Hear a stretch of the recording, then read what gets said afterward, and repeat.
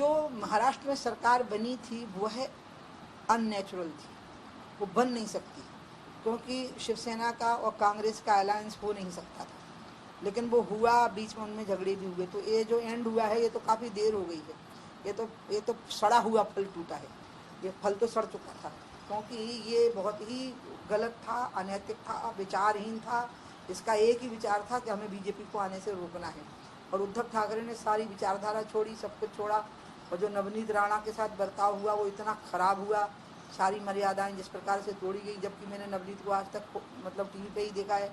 वो इससे साबित होता है कि इस सरकार का कितना स्तर गिर चुका था और ये कितना दुरुपयोग कर रहे थे सत्ता का।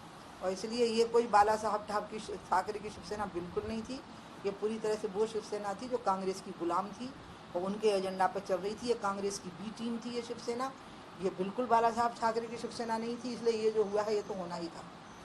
आपके तो शिवसेना से बाला साहब से सबसे अच्छे संबंध है, शिवसेना की आज इसकी हालत क्यों हो रही है? मेरे बाला साहब के अलावा उद्धव से भी रहे, आदित्य से भी रहे, और इसका कारण यह है कि उनके पीछे के जो लोग हैं वो चाहते थे कि वो किसी प्रकार से सत्ता में आवे। बहुत दिनों से वो सत्ता में थे नहीं, और उनके परिवार का व्यक्ति कभी मुख्यमंत्री बने। बाला साहब इस लोभ में नहीं पड़ते थे, वो सरकार बनती भी थी तो वो दूसरे को मुख्यमंत्री बनाते थे, वो तो खुद कभी नहीं बनते थे, बल्कि मुख्यमंत्री गलती करे तो उसको डांटते थे। अब इस नई पीढ़ी में ये एक पतन आ गया कि उनकी खुद सत्ता संभालने की इच्छा हो गई, और ऐसी इच्छा हो गई कि जैसी मिली वैसी ले ली, मतलब कांग्रेस की बी टीम बनने को तैयार हो गए। महाराष्ट्र की सेना पूरी शिवसेना की, जो वर्तमान की सरकार, उनको शिवसेना लिखना भी नहीं चाहिए, कांग्रेस सेना थी।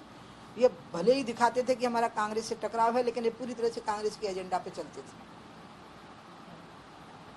बीजेपी का नाम आना कि बीजेपी में सरकार जब गिरेगी तो हमारा काम है, हमारा दायित्व है, हमारी जिम्मेवारी बनती है कि हम राज्य की संवैधानिक मर्यादाओं की रक्षा करें, और हम राज्य को बार बार चुनाव की ओर न ढकेलें।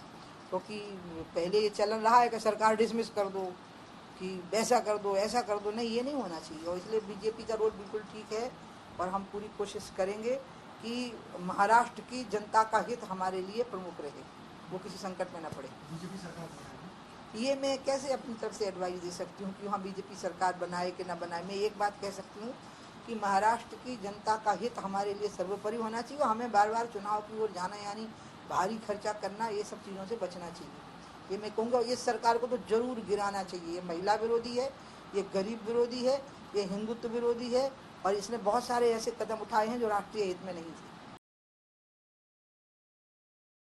फालतू बात या बकवास नहीं करेंगे बर्दाश्त। खड़ी हो जाएगी खाट जब चित्रा लगाएगी वाट। वाट लगाती चित्रा त्रिपाठी। सिर्फ आज तक डिजिटल पर।